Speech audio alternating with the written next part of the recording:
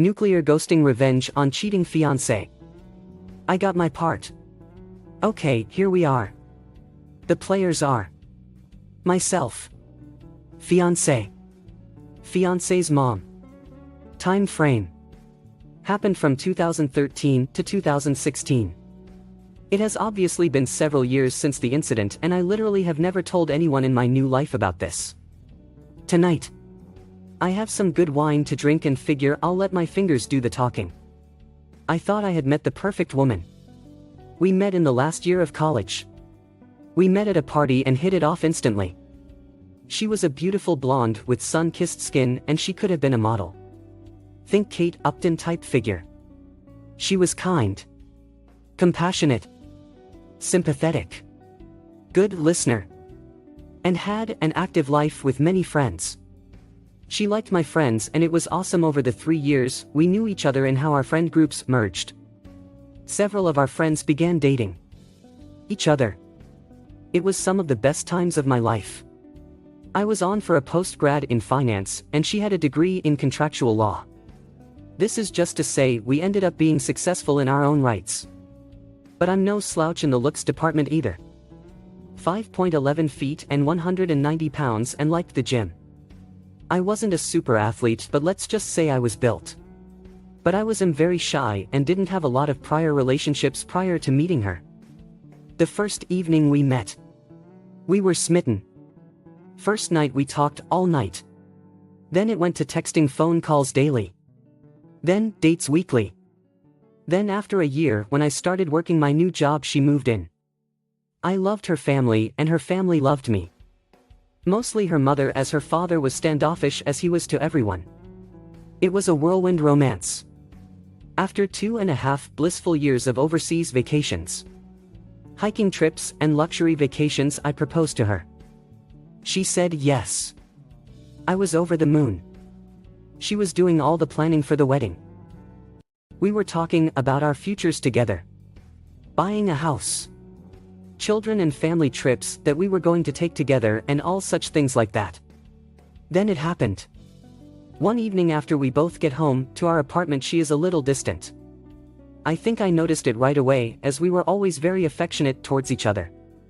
This would only happen about once a week for the first month after proposal, then it was more frequent. I would have been none the wiser. So I waited and observed. These bouts of ignoring me would only last a couple of hours, then she would be right back to normal. But after 6 months wedding in a year, she was like this almost every night. 6 was still great. Relationship with her parents still great. But over Thanksgiving at her parents' home in Louisville, Kentucky, we lived just north of Washington, she was standoffish towards me in front of her mother. Now her mother was a very observant woman. She pulled her daughter aside to talk to her, and I could hear them arguing. After some heated but muffled words, they returned to the rest of the family and carried on like nothing was going on. I figured I could ask her about it later, and did. She was not willing to talk about it and asked me to wait till we were home to discuss it. I agreed, as I loved her deeply and thought we could work through anything. Her mother was an older version of her. Same stunning looks, just a few grays in her long, thick blonde hair. This is important later. Back home I asked her about it, and she was unwilling to discuss it. When pressed on it for a week, she finally confessed that a guy at her work was trying to get to know her better. She wanted to be forthcoming, so she showed me her phone, and as I looked through it, I noticed that all the texts that would have happened during the time she was withdrawing from me were removed. There was nothing untoward in the texts. But I did go into her phone settings and turned on her locator on her phone, as we shared the same phone plan. And I honestly thought it would make me see that she was not doing anything wrong. Was I wrong? That second weekend after Thanksgiving, she had a company Christmas party. I had planned on going but came down with food poisoning and had to back out. She had a girlfriend pick her from our apartment, as they planned on drinking a lot. I had a designated driver for the evening. We had planned on going out all night, so I told her to have a blast and I would see her in the morning. So, as I'm puking my guts out and barely able to get off the toilet for more than 30 minutes, I grabbed my phone and watched her location. First, it was a restaurant. Then the venue of the company party. Then a bar. None of this alarmed me until I saw her phone stop in a downtown hotel. At this point I was miserable in more ways than three. Projectile vomiting out my butt, mouth and now soul. I finally fell asleep due to sheer exhaustion at 2 a.m. At 7 a.m. I awoke and saw she was still at the hotel. At noon she finally comes home. And I am on the mend. She loves me up and I asked her about the previous night without mentioning anything about knowing her locations. She talks about the restaurant, party, the bar, but then says she went to her girlfriend's house to crash for the evening. First lie. For the next 3 months she has to start working later and later 3 to 4 days a week. As I start asking her about it, she becomes more and more defensive. I talked to her mom one evening when fiancé didn't come home until late. I asked her mom about the Thanksgiving conversation and she admitted to me that she thought her daughter might be stepping out of our relationship because of how she read her body language. She also said that her daughter was being more and more distant with her in their weekly texting conversations. With all this speculation that was going on in my mind, I kept it to myself. 2 weeks later at work I ended up getting a new project at my company that was going to require me to fly to the Midwest Monday through Friday for the next 5 weeks starting in 2 weeks. It came with an increase in salary, and as I broke the news to my fiancée, she was delighted for me. I didn't think though that she was excited for the same reasons I was. So I went online and ordered 4 motion-activated spy cameras for my apartment. I put one in the living room entry area, one in the kitchen, one in our bedroom and one looking down our hallway. They were very small and connected to the internet via a hidden network so they couldn't be spotted on the Wi-Fi network. I secured the cams with a password and waited. On my first week out she had girlfriends over the first 2 nights and never worked late once. The 3rd night a guy came over. I was enraged. I'm sitting there in my hotel room screaming at the monitor and calling her every name in the book. Then they went all the way. First on the couch, then in our bed. She bent for ways for him that I didn't know were possible. What was the worst was as I am watching them get it on I call her to see how her day went. She hears her phone ringing and holds her hand up for him to stop giving her the D word from the back. You know what I mean. And answers the call. I ask why she is breathing heavy and said she was at the gym working out. As soon as the call is over she goes right back to doing the dirty. When I got home Friday evening, I ignored her and went right to bed. And early Saturday got up and went cycling. I was so upset that I didn't even realize that I biked over 50 miles from our apartment. The furthest I had biked before was 30 miles. But that day I went 105 miles. Getting back absolutely exhausted I showered. Then she and I went out that evening and had fun with our friends and had a lot to drink. Is it breakup 6 when the one you're going to break up with is oblivious? I was bursting inside. Heartbreak, anger, rage, feelings of betrayal all swirled around in my heart and mind. She, who used to be so attentive, was oblivious to all this. It hurts so much because I loved her so much. I finally confided in one of our mutual friends and he told me that they all knew about it for months. I was finally told they all felt sorry for me. But no one again said a damn thing to me. Which is why they stopped inviting us out with them. I hadn't noticed it before. But I could look back and see that about 3 months prior they gradually invited us me less and less. So I figured I would try and win her back the next weekend. I planned the entire weekend as a complete weekend of spoiling her in every way. Wined and dined.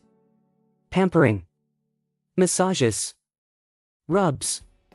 And talking to her about future plans and about how much I loved her.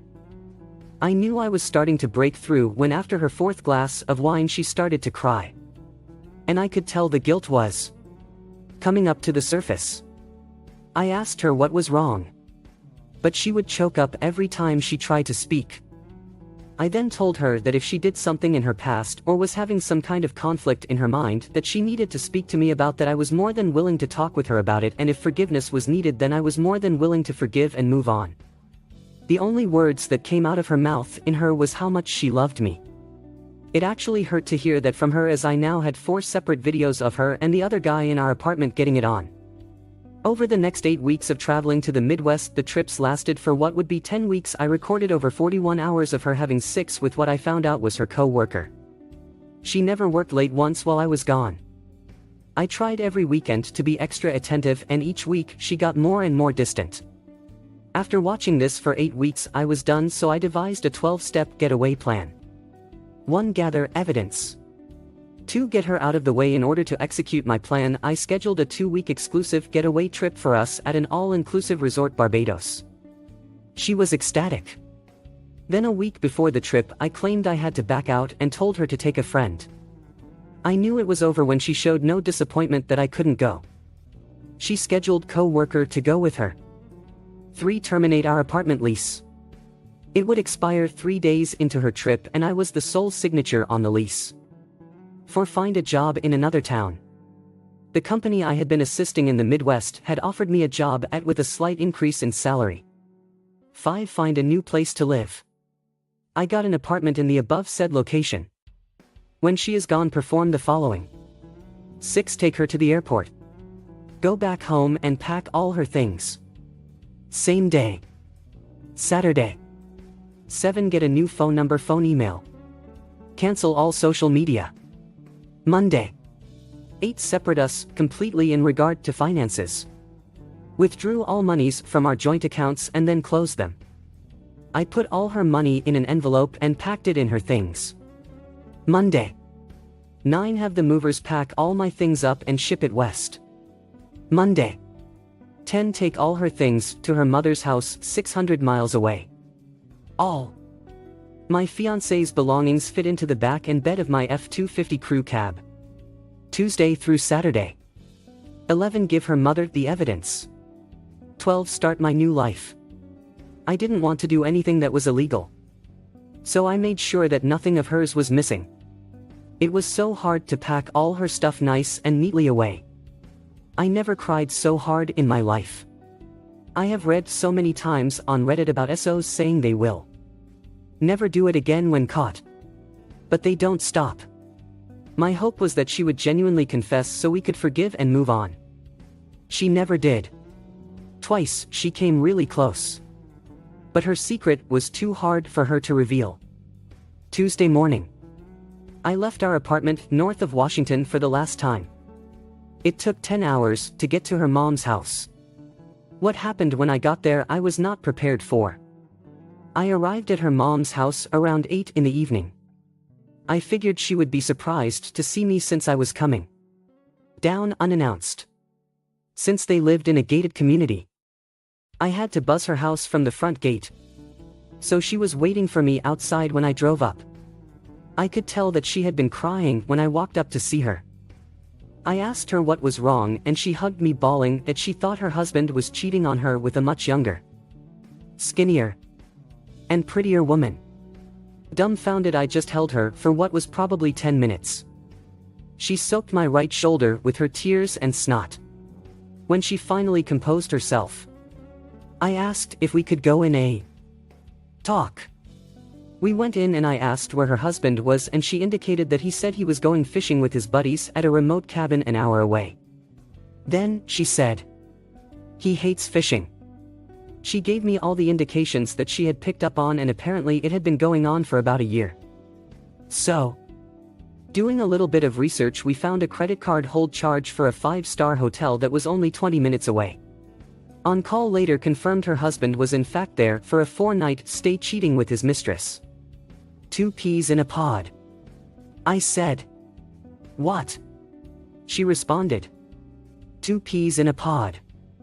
I said again, your husband is cheating on you and your daughter is cheating on me. That's why I came here to drop her stuff off and move to. I showed her the evidence in a binder on screen captures I had made. After looking at the first 3 or 4 pages, she looked at me dumbfounded. We both hugged and cried for a good 30 minutes. At that point she said stop crying and looked at me and said, "Well, tonight there is nothing we can do about it except for you and I to knock out these 3 bottles of Moscato and duck in every room of the house." She grabbed 2 wine glasses and a bottle of Moscato wine and walked out to their private pool deck saying, "Are you coming out here or are you going to get ducking revenge?" Now I won't go into much detail because I don't want to get blue balls. But that night and for the next 3 days we did it non-stop. I put myself in every hole her beautiful body could offer. I must have did it in or on her 25 plus times in that period. After those days were over, we passionately said goodbye and I drove to my new destination. She kept me informed as to everything that happened when now ex-fiancé got back. The day fiancé got back was epic. I cancelled my phone the morning of the day she got back.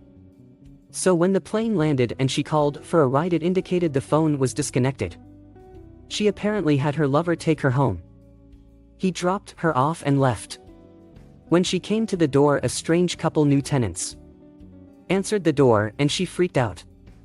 I can't tell you how many times she tried to call me because again the number was no longer valid. She went to her girlfriend's to stay for a time as co-worker was already married. When she called her mom in a panic, her mom told her that I had come down and dropped off all her things and mentioned that all her monies were down there as well. 600 miles away. Her mom didn't tell her that she did it with me more in 3 days than fiancé and I had in the last 6 months. But she did tell her that she knew that she was cheating on me. And I said I had found a new job, place to stay and new career far away from her and all the friends we had. And that her mother was separating from her father due to infidelity. Apparently, she cried for days and took a week off of work. But alas, she found comfort in the arms of her married lover. Her mom never let her know where I was at. I had completely cut off that part of my life. The only link I had to that old life was fiancé's mom. And she has kept our secret to this day. Fiancé was ghosted the most. Too long, didn't read. Fiancé cheated. Ghosted her life to start my own. Got with her mom. Yeah. Now send that video to the married couple and see how that goes over. The wife of the married guy deserves to know what her husband is doing behind her back. Absolutely epic. Classy and neat. I am particularly amazed at how everything in your plan went so smoothly and fast. And that you even managed to get the cherry on top. Here is a little bit of the aftermath that happened. As for the timing of the events that let me leave her, a lot of it was extremely fortunate timing for the lease ending, the job search success, and the phone plan ending. Things could have gone down much differently had any of those things been different. The aftermath. My ex-fiancé's mother kept in touch with me for several months afterwards since we had a mutual loss of relationships and shared in a revenge of sorts against our significant others. However, neither of our respective significant others found out what happened between ex-fiancé's mother and I. Ex-fiancé's mother eventually came out to see me after 7 months in my new location. But much to many of you guys' disappointment, we only talked. We both actually regretted what we had done together but acknowledged that it was in the past and in the heat of the moment. Days of heat and moments.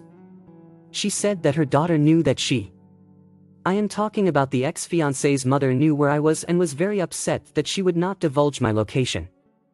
Ex-fiancé's mother asked if she could tell ex-fiancé where I was and give her a way to contact me. But I asked that she not tell her as I was in my new life. Ex-fiancé's mother and I talked extensively about the possibility of her and her significant other staying together and work it out. Ex-fiancé's mother said her husband was extremely remorseful and came clean on everything. Ex-fiancé's mother said it was a lot to take in and had asked him what he was going to do to earn back her trust. He gave her all his digital passwords and let her see everything he had ever done to hurt their marriage. Ex-fiancé's mother ended up being very angry but recognized that he was actually trying to repair the marriage. Ex-fiancé's mother said her forgiveness to him would come in time. But the trust would take longer. What caused him to snap back into reality was that she confronted him about the affair and showed him the evidence of what his daughter had done to me. Also, ex-fiancé's mother was An amazing woman in every way imaginable. She also stated that if he went outside the marriage, then she would be allowed to do so again. He picked up on the again phrase and asked her what she meant. She told him that as soon as she found out he was cheating, that she did it with the first eligible guy she found. He was devastated. Ex-fiancé's mother said they cried a lot and agreed to separate for a short time to give each other time to articulate their thoughts and see if they both wanted to fight for the marriage. Eventually, they went to marriage counseling and are still together as of May 2020. As for ex-fiancé, well, she was devastated by what I had done to her. When she finally went to her parents to gather her things, she was shown the evidence of the affair and was extremely embarrassed. Ex-fiancé's mother had to edit the binder so that when her father saw it, he would not see pictures a father should not see of his daughter. Regardless, ex-fiancé was crushed. She did not find out that her mother had my contact information until months later. Ex begged her mother for my information and it put quite the strain on their relationship, but her mother also told her that if she had tried to find and or contact me, that all the evidence would be released forever on the internet by me. This insistence of ex-fiancé to divulge my information is what prompted her to come and see me. She was also upset about her parents having trouble in their marriage. According to ex-fiancé's mother, ex-fiancé was depressed for several months and sought counseling. She had immediately broke off the affair with co-worker once she returned from her parents' place in Louisville, KY, and looked to find a new place of employment. Recently, December 2019, I found out that she was married and has 2 beautiful twin daughters with a stand-up guy and still lives in the Washington area. According to ex-fiancé's mother, she now worked from home and was loving her new life. I am glad that she was able to right her foundering ship and have a happy start in life again. I recently destroyed all the incriminating evidence I had on ex-fiancé as I didn't want to be that guy who would hold her hostage for the rest of her life. I did ask ex-fiancé's mother to let ex-fiancé know this. If I had been on the potential receiving end of that information bomb, then it would have caused me many sleepless nights. As for myself, well, let's just say I am satisfied with my current life. Ex-fiancé's mother and I talked every few months initially. But now, we talk once, maybe twice a year. Usually it's a short note updating each other on life's little changes. The only question that remains unanswered for me is that if ex-fiancé's mother and her husband were able to repair their marriage, would it have been possible for ex-fiancé and I to have repaired ours? But I never gave it the chance. One can only speculate. Our lives are on vastly different planes now. Dude. Happy for you. This update is super satisfying. Thanks for watching. Consider subscribing for more relationship videos. Keep loving.